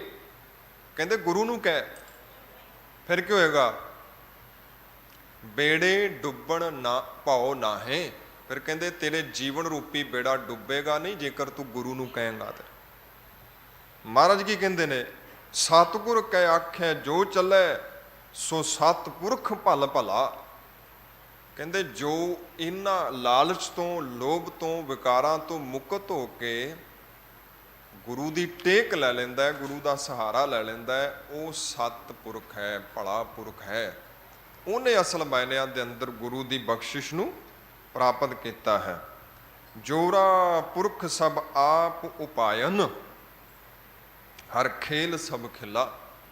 ਹੁਣ ਇੱਥੇ ਇੱਕ ਗੱਲ ਧਿਆਨ ਚ ਲੈ ਲਿਓ, ਦੂਜੇ ਦੀਆਂ ਕਮੀਆਂ ਸਾਨੂੰ ਬਹੁਤ ਦਿਸਦੀਆਂ ਨੇ। ਸਾਡੇ ਕੋਲ ਇੱਕ ਚਸ਼ਮਾ ਹੈ, ਉਹ ਜਦੋਂ ਆਪਾਂ ਲਗਾ ਲੈਂਦੇ ਹਾਂ ਦੂਜੇ ਦੀਆਂ ਕਮੀਆਂ ਮੋਟੀਆਂ-ਮੋਟੀਆਂ ਦਿਸਦੀਆਂ ਨੇ, ਆਪਣੀਆਂ ਕਮੀਆਂ ਬਿਲਕੁਲ ਬਰੀਕ ਜੀਆਂ ਦਿਸਦੀਆਂ ਨੇ, ਮਾੜੀਆਂ ਬੜੀਆਂ। ਜਦੋਂ ਗੱਲ ਆਉਂਦੀ ਹੈ ਵਿਕਾਰਾਂ ਦੀ, ਵਾਸ਼ਨਾ ਦੀ, ਲੋਭ ਦੀ, ਲਾਲਚ ਦੀ, ਅਸੀਂ ਆਪਣੇ ਆਪ ਨੂੰ ਬਰੀ ਕਰ ਲੈਂਦੇ ਹਾਂ, ਲੱਗਦਾ ਵੀ ਦੂਜਾ ਕਰਦਾ ਹੋਣਾ। ਇੱਥੇ ਗੁਰਦੇਵ ਕਹਿੰਦੇ ਇੱਕ ਗੱਲ ਯਾਦ ਰੱਖਿਓ, ਖਿਆਲ ਰੱਖਿਓ, ਤੁਸੀਂ ਜੱਜ ਨਹੀਂ ਹੋ। ਤੁਸੀਂ ਫੈਸਲੇ ਨਹੀਂ ਦੇ ਸਕਦੇ ਕਿ ਫਲਾਣਾ ਮਾੜਾ ਹੈ, ਫਲਾਣਾ ਬੁਰਾ ਹੈ। ਬੁਰਾ ਭਲਾ ਕੋ ਕਿਸ ਨੂੰ ਕਹੀਏ, ਨਾ ਸਗਲੇ ਜੀ ਤੁਮਾਰੇ। ਹਾਂ ਤੁਸੀਂ ਆਪਣੇ ਲਈ ਫੈਸਲਾ ਲੈ ਸਕਦੇ ਹੋ ਵੀ ਮੈਂ ਬੁਰਾ ਹਾਂ, ਪਰ ਤੁਸੀਂ ਕਿਸੇ ਨੂੰ ਬੁਰਾ ਨਹੀਂ ਕਹਿ ਸਕਦੇ। ਕਿਉਂ ਨਹੀਂ ਕਹਿ ਸਕਦੇ? ਗੁਰਦੇਵ ਕਹਿੰਦੇ ਜੋਰਾ ਪੁਰਖ ਸਭ ਆਪ ਉਪਾਇਨ, ਕਿ ਜਿਹੜਾ ਕਾਮ ਵਿੱਚ ਖਚਤ ਹੈ, ਉਹ ਇਸਤਰੀ ਹੈ ਕਿ ਪੁਰਖ ਹੈ, ਉਸ ਨੂੰ ਵੀ ਉਹਨੇ ਆਪ ਹੀ ਪੈਦਾ ਕੀਤਾ, ਉਹਨੇ ਹੀ ਬਣਾਇਆ ਹੈ। ਹਰ ਖੇਲ ਸਭ ਖਿਲਾ, ਇਹ ਸਾਰਾ ਉਹਦਾ ਹੀ ਖੇਡ ਹੈ। ਸਭ ਤੇਰੀ ਬਣਤ ਬਣਾਵਣੀ, ਨਾਨਕ ਪਲ ਭਲਾ। ਮਹਾਰਾਜ ਕਹਿੰਦੇ ਸਾਰੀ ਬਣਤ, ਇਹ ਸਾਰੀ ਖੇਡ ਤੇਰੀ ਹੀ ਬਣਾਈ ਹੋਈ ਹੈ। ਪੌੜੀ ਤੂੰ ਬੇਪਰਵਾਹ ਅਥਾ ਅਤੁੱਲ ਕਿਉਂ ਤੁਲੀਐ। ਪਰਿਪੂਰਨ ਪ੍ਰਮਾਤਮਾ ਜੀਓ ਤੁਸੀਂ ਬੇਪਰਵਾਹ ਹੋ। ਇੱਕ ਸ਼ਬਦ ਹੁੰਦਾ ਲਾਪਰਵਾਹ, ਇੱਕ ਹੁੰਦਾ ਬੇਪਰਵਾਹ। ਲਾਪਰਵਾਹ ਨਹੀਂ ਹੋਣਾ, ਬੇਪਰਵਾਹ ਹੋਣਾ ਹੈ। ਤੇ ਬੇਪਰਵਾਹ ਤੁਸੀਂ ਕਦੋਂ ਹੁੰਦੇ ਹੋ? ਜਦੋਂ ਬੇਪਰਵਾਹ ਨਾਲ ਜੁੜ ਜਾਂਦੇ ਹੋ। ਨਹੀਂ ਤੇ ਦੁਨੀਆ ਦੀ ਪਰਵਾਹ ਲੈ ਕੇ ਤੁਹਾਨੂੰ ਡੁੱਬ ਜਾਏਗੀ। ਕੀ ਖਾਣਾ ਹੈ, ਕੀ ਪਾਣਾ ਹੈ, ਕਿੱਥੇ ਜਾਣਾ ਹੈ, ਕਿੱਥੇ ਨਹੀਂ ਜਾਣਾ, ਇਹ ਸਭ ਤੁਸੀਂ ਦੁਨੀਆ ਨੂੰ ਦੇਖ ਕੇ ਕਰਦੇ ਹੋ। ਇੱਥੋਂ ਤੱਕ ਖਾਣਾ ਕੀ ਹੈ, ਦੇਖੋ ਪਾਣੇ ਤੇ ਵੱਖਰੀ ਗੱਲ ਹੈ, ਖਾਣਾ ਵੀ ਆਪਾਂ ਲੋਕਾਂ ਨੂੰ ਦੇਖ ਕੇ ਖਾਂਦੇ ਆ। ਇਹਨੂੰ ਹੀ ਮਹਾਰਾਜ ਕਹਿੰਦੇ ਦੀਨ ਗਵਾਇਆ ਦੁਨੀ ਸਿਓ ਦੁਨੀ ਨਾ ਚਾਲੀ ਸਾਥ, ਪਾਏ ਕੁਹਾੜਾ ਮਾਰਿਆ ਗਾਫਲ ਆਪਣੇ ਹਾਥ। ਤੋਂ ਬੇਪਰਵਾਹ ਹੋਣਾ ਹੈ। ਗੁਰੂ ਨਾਲ ਜੁੜ ਕੇ ਬੇਪਰਵਾਹ ਹੋਇਆ ਜਾ ਸਕਦਾ ਹੈ। ਮਹਾਰਾਜ ਕਹਿੰਦੇ ਉਹ ਅਕਾਲ ਪੁਰਖ ਬੇਪਰਵਾਹ ਹੈ, ਅਥਾਹ ਹੈ। ਉਹਦੀ ਗਹਿਰਾਈ ਨੂੰ ਨਾਪਿਆ ਨਹੀਂ ਜਾ ਸਕਦਾ, ਉਹਦੇ ਵਿਸਥਾਰ ਨੂੰ ਨਾਪਿਆ ਨਹੀਂ ਜਾ ਸਕਦਾ। ਵੱਡੇ ਮੇਰੇ ਸਾਹਿਬਾ ਗਹਿਰ ਗੰਭੀਰਾ ਗੁਣੀ ਗਹੀਰਾ, ਕੋਏ ਨਾ ਜਾਣੈ ਤੇਰਾ ਕੀਤਾ ਕੇਵੜ ਚੀਰਾ। ਸੇ ਵਡਭਾਗੀ ਜਿਦ ਤੁਧ ਧਿਆਨ ਦੇ, ਜਿਨ ਸਤਿਗੁਰ ਮਿਲਿਆ। ਪਰ ਮਹਾਰਾਜ ਕਹਿੰਦੇ ਉਹ ਵਡਭਾਗੀ ਨੇ ਭਾਈ ਜਿਹੜੇ ਉਸ ਨੂੰ ਸਿਮਰਦੇ ਨੇ। ਕਿਵੇਂ ਸਿਮਰਦੇ ਨੇ? ਗੁਰੂ ਦੀ ਕਿਰਪਾ ਨਾਲ, ਗੁਰੂ ਦੀ ਬਖਸ਼ਿਸ਼ ਦੇ ਨਾਲ। ਸਿਫਤ ਖਜ਼ਾਨਾ ਬਖਸ਼ ਹੈ, ਜਿਸ ਬਖਸ਼ੈ ਸੋ ਖਰਚੈ ਖਾਏ। ਬਿਨ ਸਤਿਗੁਰ ਹੱਥ ਨਾ ਆਵਈ, ਸਭ ਥੱਕੇ ਕਰਮ ਕਮਾਏ। ਬਿਨਾਂ ਗੁਰੂ ਤੋਂ ਦੇਖੋ ਇਹ ਚੀਜ਼ ਨਹੀਂ ਮਿਲਦੀ। ਮੈਂ ਬੇਨਤੀ ਕਰਦਾ ਹੁੰਦਾ, ਇੱਕ ਪ੍ਰਯਾਸ ਹੁੰਦਾ, ਇੱਕ ਪ੍ਰਸ਼ਾਦ ਹੁੰਦਾ। ਪ੍ਰਯਾਸ ਤੁਸੀਂ ਮਿਹਨਤ ਕਰਦੇ ਹੋ, ਪ੍ਰਸ਼ਾਦ ਹੁੰਦਾ ਗੁਰੂ ਦੀ ਕਿਰਪਾ। ਕੁਝ ਚੀਜ਼ਾਂ ਪ੍ਰਯਾਸ ਨਾਲ ਮਿਲ ਜਾਂਦੀਆਂ ਨੇ, ਪਰ ਸਾਰੀਆਂ ਨਹੀਂ ਮਿਲਦੀਆਂ। ਪਰ ਸਾਰੀਆਂ ਪ੍ਰਸ਼ਾਦ ਨਾਲ ਮਿਲ ਜਾਂਦੀਆਂ ਜੇ, ਅਗਰ ਗੁਰੂ ਦੀ ਕਿਰਪਾ ਮਿਲ ਜਾਏ। ਗੁਰੂ ਦੀ ਕਿਰਪਾ ਮਿਲ ਜਾਏ ਸਭ ਹੋ ਜਾਂਦਾ। ਪ੍ਰਯਾਸ ਨਾਲ ਬਹੁਤ ਕੁਝ ਮਿਲਦਾ, ਸਭ ਕੁਝ ਨਹੀਂ ਮਿਲਦਾ। ਪ੍ਰਸ਼ਾਦ ਨਾਲ ਸਭ ਕੁਝ ਮਿਲ ਜਾਂਦਾ। ਇਸੇ ਕਰਕੇ ਤੇ ਮਹਾਰਾਜ ਕਹਿੰਦੇ ਗੁਰ ਪ੍ਰਸਾਦ, ਗੁਰੂ ਦੀ ਕਿਰਪਾ ਦੇ ਨਾਲ ਕੌਣ ਮਿਲਦਾ? ਅਕਾਲ ਪੁਰਖ ਮਿਲਦਾ। ਸਤਿਗੁਰ ਕੀ ਬਾਣੀ ਸਤ ਸਰੂਪ ਹੈ, ਗੁਰਬਾਣੀ ਬਣੀ ਹੈ। ਮਹਾਰਾਜ ਕਹਿੰਦੇ ਭਾਈ ਗੁਰੂ ਦੀ ਜਿਹੜੀ ਬਾਣੀ ਹੈ ਉਸੇ ਦਾ ਸਰੂਪ ਹੈ, ਬਣੋ।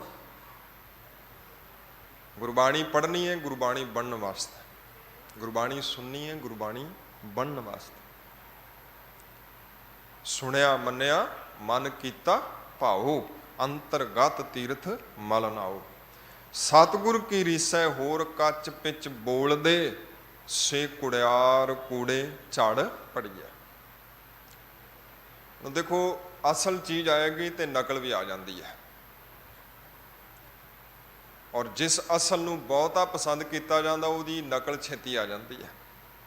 ਮਹਾਰਾਜ ਕਹਿੰਦੇ ਗੁਰੂ ਦੀ ਰੀਸ ਕਰਕੇ ਹੋਰ ਕੱਚੇ ਪਿੱਲੇ, ਬਹੁਤ ਕੱਚੀ ਪਿੱਲੀ ਬਾਣੀ ਰਚਦੇ ਨੇ, ਪਰ ਅਖੀਰ ਉਹ ਝੜ ਪੈਂਦੇ ਨੇ। ਸਤਿਗੁਰ ਬਿਨਾਂ ਹੋਰ ਕੱਚੀ ਹੈ ਬਾਣੀ, ਬਾਣੀ ਤਾਂ ਕੱਚੀ ਸਤਿਗੁਰ ਬਾਝੋਂ ਹੋਰ ਕੱਚੀ ਬਾਣੀ। ਕਹਿੰਦੇ ਕੱਚੇ ਸੁਣਦੇ ਕੱਚੇ, ਕੱਚੀ ਆਹ ਵਖਾਣੀ। ਸੱਚੀ ਬਾਣੀ ਨਾਲ ਜੁੜਨਾ ਹੈ, ਗੁਰੂ ਨਾਲ ਜੁੜਨਾ ਹੈ। ਗੁਰੂ ਗ੍ਰੰਥ ਸਾਹਿਬ ਸੱਚੇ ਪਾਤਸ਼ਾਹ ਮਹਾਰਾਜ ਜੀ ਦੀ ਬਾਣੀ ਨੂੰ ਆਪਣੇ ਜੀਵਨ ਦਾ ਆਧਾਰ ਬਣਾਉਣਾ ਹੈ। ਕੱਚੇ ਪਿੱਲਿਆਂ ਨੂੰ ਛੱਡ ਦੇਣਾ ਹੈ। ਇਹਨਾਂ ਕੋਲ ਕੁਝ ਨਹੀਂ ਪਿਆ ਹੋਇਆ ਸਿਵਾਏ ਭਰਮ ਜਾਲ ਤੋਂ। ਤੁਹਾਨੂੰ ਫਸਾ ਲੈਣਗੇ, ਖੁਦ ਵੀ ਫਸੇ ਹੋਏ ਨੇ। ਆਪ ਡੁੱਬੇ ਚੌਬੇਦ ਮੈਂ ਚੇਲੇ ਦੀਏ ਰੁੜਾਏ। ਆਪ ਵੀ ਡੁੱਬਣਗੇ, ਤੁਹਾਨੂੰ ਵੀ ਡੁੱਬਣਗੇ। ਉਹੀ ਤੁਹਾਨੂੰ ਦਲਦਲ ਚੋਂ ਬਾਹਰ ਕੱਢ ਸਕਦਾ ਜਿਹੜਾ ਖੁਦ ਦਲਦਲ ਚੋਂ ਬਾਹਰ ਹੈ। ਜਿਹੜਾ ਖੁਦ ਤੁਹਾਡੇ ਨਾਲ ਫਸਿਆ ਹੋਇਆ ਤੁਹਾਨੂੰ ਕਿੱਥੋਂ ਕੱਢ ਲਏਗਾ? ਗੁਰੂ ਕੱਢਦਾ, ਕਿਉਂਕਿ ਗੁਰੂ ਦਲਦਲ ਚੋਂ ਬਾਹਰ ਹੈ। ਉਹਨਾਂ ਅੰਦਰ ਹੋਰ ਮੁਖ ਹੋਰ ਹੈ, ਬਿਖ ਮਾਇਆ ਨੂੰ ਚੱਖ ਮਰਦੇ ਕੜੀਆ। ਉਹਨਾਂ ਦਾ ਮਨ ਕੁਝ ਹੋਰ ਹੈ, ਮੁਖ ਤੋਂ ਕੁਝ ਹੋਰ ਹੈ। ਇਸੇ ਕਰਕੇ ਉਹ ਬਿਖ ਮਾਇਆ ਦਾ ਬਿਖ ਇਕੱਠਾ ਕਰਦੇ ਰਹਿੰਦੇ ਨੇ ਔਰ ਇਹ ਚੀਜ਼ ਜਿਹੜੀ ਆ ਉਹਨਾਂ ਨੂੰ ਮਾਰਦੀ ਰਹਿੰਦੀ ਹੈ। ਜਿਉ ਤਪਤ ਹੈ ਬਾਰੋ ਬਾਰ, ਤਪ ਤਪ ਖਪੈ ਬਹੁਤ ਬੇਕਾਰ। ਤੋ ਪੌੜੀ ਤੇ ਸ਼ਲੋਕ ਦੇ ਅੰਦਰ ਜੋ ਗੁਰਦੇਵ ਨੇ ਕਿਰਪਾ ਕੀਤੀ ਹੈ, ਪਹਿਲੀ ਗੱਲ ਮਹਾਰਾਜ ਜੀ ਕਹਿੰਦੇ ਕਿ ਸਾਰਾ ਦਿਨ ਤੁਹਾਡੇ ਅੰਦਰ ਕੀ ਚੱਲਦਾ ਇਹਨੂੰ ਦੇਖੋ। ਅਗਰ ਤੁਸੀਂ ਉਸ ਨੂੰ ਬਦਲਣਾ ਚਾਹੁੰਦੇ ਹੋ ਤੇ ਫਿਰ ਸਤਿਗੁਰ ਨੂੰ ਆਲਾਏ, ਫਿਰ ਗੁਰੂ ਨੂੰ ਕਹੋ, ਕਿਉਂਕਿ ਗੁਰੂ ਹੀ ਕਿਰਪਾ ਕਰਦਾ ਹੈ। ਸੋ ਅੱਜ ਗੁਰਮੁਖ ਪਿਆਰਿਓ, ਧੰਨ ਸਤਿਗੁਰੂ ਗੁਰੂ ਗ੍ਰੰਥ ਸਾਹਿਬ ਮਹਾਰਾਜ ਜੀ ਦਾ ਸੰਪੂਰਨਤਾ ਦਿਵਸ ਹੈ।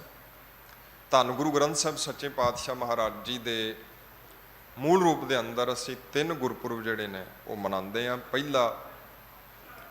ਪਹਿਲਾ ਪ੍ਰਕਾਸ਼ ਪੁਰਬ ਜੋ ਤੁਸੀਂ ਪਿੱਛੇ ਮਨਾਇਆ ਹੈ 28 ਤਰੀਕ ਨੂੰ। ਧੰਨ ਸਤਿਗੁਰੂ ਧੰਨ ਗੁਰੂ ਅਰਜਨ ਸੱਚੇ ਪਾਤਸ਼ਾਹ ਮਹਾਰਾਜ ਨੇ ਕਿਰਪਾ ਕੀਤੀ। ਭਾਈ ਗੁਰਦਾਸ ਜੀ ਸ਼੍ਰੀ ਰਾਮਸਰ ਦੇ ਕਿਨਾਰੇ ਤੇ ਬੈਠ ਕਰਕੇ ਸਤਿਗੁਰੂ ਗੁਰੂ ਗ੍ਰੰਥ ਸਾਹਿਬ ਸੱਚੇ ਪਾਤਸ਼ਾਹ ਮਹਾਰਾਜ ਜੀ ਦੀ ਪਾਵਨ ਬਾਣੀ ਜਿਹੜੀ ਉਹ ਲਿਖਵਾਈ ਔਰ ਸ੍ਰੀ ਹਰਿਮੰਦਰ ਸਾਹਿਬ ਵਿਖੇ ਸੰਨ 1604 ਦੇ ਅੰਦਰ ਪਹਿਲਾ ਪ੍ਰਕਾਸ਼ ਹੋਇਆ। ਧੰਨ ਬਾਬਾ ਬੁੱਢਾ ਜੀ ਨੂੰ ਸੇਵਾ ਬਖਸ਼ਿਸ਼ ਕੀਤੀ ਗਈ। ਸੰਪੂਰਨਤਾ ਦਿਵਸ ਦੀ ਜਦੋਂ ਆਪਾਂ ਗੱਲ ਕਰਦੇ ਹਾਂ 1706 ਦੇ ਅੰਦਰ ਦਮਦਮਾ ਸਾਹਿਬ ਵਿਖੇ ਪਵਿੱਤਰ ਅਸਥਾਨ ਆਪ ਜੀ ਦਰਸ਼ਨ ਕਰਦੇ ਹੋ। ਲਿਖਣਸਰ ਸਾਹਿਬ ਵਿਖੇ ਧੰਨ ਗੁਰੂ ਗੋਬਿੰਦ ਸਿੰਘ ਸੱਚੇ ਪਾਤਸ਼ਾਹ ਮਹਾਰਾਜ ਨੇ ਕਿਰਪਾ ਕੀਤੀ, ਰਹਿਮਤ ਕੀਤੀ। ਭਾਈ ਮਣੀ ਸਿੰਘ ਜੀ ਪਾਸੋਂ ਧੰਨ ਗੁਰੂ ਤੇਗ ਬਹਾਦਰ ਸਾਹਿਬ ਸੱਚੇ ਪਾਤਸ਼ਾਹ ਮਹਾਰਾਜ ਜੀ ਦੀ ਪਾਵਨ ਬਾਣੀ ਜਿਹੜੀ ਹੈ ਉਸ ਪਵਿੱਤਰ ਬੀੜ ਦੇ ਅੰਦਰ ਦਰਜ ਕਰਵਾਈ, ਜਿਹਨੂੰ ਆਪਾਂ ਅੱਜ ਵੀ ਦਰਸ਼ਨ ਕਰਦੇ ਹਾਂ, ਦਮਦਮਾ ਸਾਹਿਬ ਵਾਲੀ ਬੀੜ। ਉਸ ਤੋਂ ਪਹਿਲੀ ਜਿਹੜੀ ਹੈ ਪਹਿਲਾ ਪ੍ਰਕਾਸ਼ ਜਦੋਂ ਹੋਇਆ ਉਹ ਸ੍ਰੀ ਕਰਤਾਰਪੁਰ ਸਾਹਿਬ ਵਾਲੀ ਬੀੜ ਹੈ। ਲਿਖਣਸਰ ਸਾਹਿਬ ਵਿਖੇ ਮਹਾਰਾਜ ਜੀ ਨੇ ਬੈਠ ਕੇ ਕਰੀਬਨ 9 ਮਹੀਨਿਆਂ 'ਚ ਕਾਰਜ ਹੋਇਆ ਔਰ ਸੰਪੂਰਨਤਾ ਦਿਵਸ ਆਪਾਂ ਅੱਜ ਮਨਾ ਰਹੇ ਹਾਂ।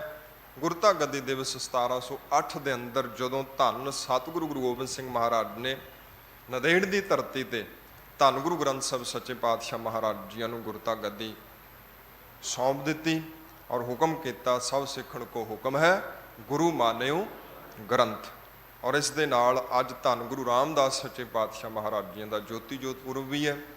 ਗੋਬਿੰਦਵਾਲ ਸਾਹਿਬ ਵਿਖੇ ਧੰਨ ਗੁਰੂ ਅਰਜਨ ਸੱਚੇ ਪਾਤਸ਼ਾਹ ਮਹਾਰਾਜ ਜੀ ਨੂੰ ਗੁਰਤਾ ਗੱਦੀ ਬਖਸ਼ ਕੇ ਉਪਰੰਤ ਸਤਿਗੁਰੂ ਜੀ ਗੋਬਿੰਦਵਾਲ ਸਾਹਿਬ ਵਿਖੇ ਜੋ ਹੈ ਜੋਤੀ ਜੋਤ ਸਮਾ ਜਾਂਦੇ ਨੇ। ਸੋ ਸਤਿਗੁਰੂ ਜੀ ਕਿਰਪਾ ਕਰਨ, ਧੰਨ ਗੁਰੂ ਰਾਮਦਾਸ ਮਹਾਰਾਜ ਜੀ ਸਾਡੇ ਸਾਰਿਆਂ ਦੇ ਸਿਰਾਂ ਉੱਤੇ ਆਪਣਾ ਮਿਹਰ ਭਰਿਆ ਹੱਥ ਰੱਖਣ। ਇਹ ਜੋ ਪਵਿੱਤਰ ਸ਼ਬਦ ਆਪਾਂ ਸਰਵਣ ਕੀਤਾ ਹੈ, ਆਪਾਂ ਰਲ ਮਿਲ ਕੇ ਪੜ੍ਹਿਆ ਹੈ, ਸੁਣਿਆ ਹੈ, ਇਹ ਪਾਵਨ ਸ਼ਬਦ ਦਾ ਭਾਵ ਸਾਡੇ ਜੀਵਨ 'ਚ ਸਾਡੇ ਜੀਵਨ ਦਾ ਆਧਾਰ ਬਣੇ। ਅਸੀਂ ਗੁਰੂ ਨੂੰ ਆਪਣੀ ਟੇਕ ਬਣਾਈਏ ਔਰ ਗੁਰੂ ਦੇ ਆਸ਼ੇ ਦੇ ਮੁਤਾਬਕ ਆਪਣੇ ਜੀਵਨ ਨੂੰ ਬਸਰ ਕਰੀਏ, ਤਾਂ ਜੋ ਹਲਤ ਸੁਖ ਪਲਤ ਸੁਖ ਨਿਤ ਸੁਖ ਦੀ ਦਾਤ ਜਿਹੜੀ ਹੈ ਉਹ ਪ੍ਰਾਪਤ ਹੋ ਸਕੇ। ਧੰਨ ਗੁਰੂ ਗ੍ਰੰਥ ਸਾਹਿਬ ਮਹਾਰਾਜ ਜੀ ਦਾ ਕੋਟਾਨ ਕੋਟਾਨ ਸ਼ੁਕਰ, ਧੰਨਵਾਦ। ਆਪ ਸਮੂਹ ਸੰਗਤਾਂ ਦਾ ਧੰਨਵਾਦ, ਸਮੂਹ ਪ੍ਰਬੰਧਕ ਕਮੇਟੀ ਦਾ ਧੰਨਵਾਦ, ਸਿੰਘ ਸਾਹਿਬ ਜੀ ਦਾ ਧੰਨਵਾਦ। ਹੋਈਆਂ ਬੇਅੰਤ ਭੁੱਲਾਂ ਦੀ ਮੁਆਫੀ। ਵਾਹਿਗੁਰੂ ਜੀ ਕਾ ਖਾਲਸਾ, ਵਾਹਿਗੁਰੂ ਜੀ ਕੀ ਫਤਿਹ।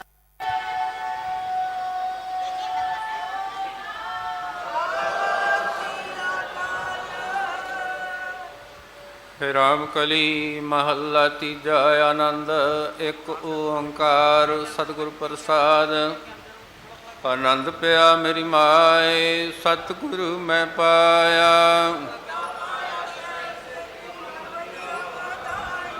ਰਾਗ ਰਤਨ ਪਰਵਾਰ ਭਰੀਆਂ ਸ਼ਬਦ ਗਾਵਣ ਆਈਆਂ। ਕਹੇ ਨਾਨਕ ਆਨੰਦ ਹੋਆ, ਸਤਿਗੁਰੂ ਮੈਂ ਪਾਇਆ। ਹਰ ਨਾਲ ਰਹੋ ਤੂੰ ਮਨ ਮੇਰੇ, ਦੁੱਖ ਸਭ ਵਿਸਾਰਣਾ।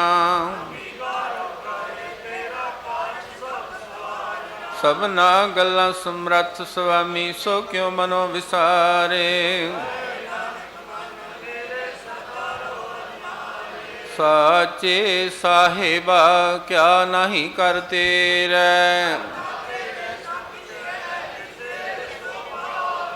ਸਦਾ ਸਿਫਤ ਸਲਾਹ ਤੇਰੀ, ਨਾਮ ਮਨ ਵਸਾਵੇ। ਕਹੇ ਨਾਨਕ